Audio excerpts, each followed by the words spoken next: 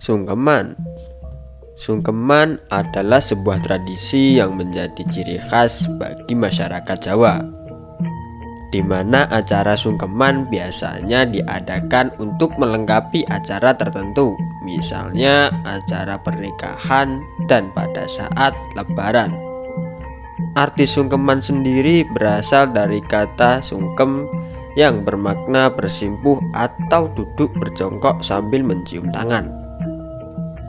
Pada saat Hari Raya Idul Fitri, anggota keluarga berkumpul dan mengadakan tradisi sungkeman. Dalam tradisi itu, anggota keluarga yang lebih muda mencium tangan para sesepuh keluarga dan meminta maaf. Dalam budaya Jawa, tradisi ini selalu diadakan saat Lebaran, terutama pada saat kumpul keluarga besar. Selain keluarga besar juga berkunjung ke rumah untuk saling memaafkan.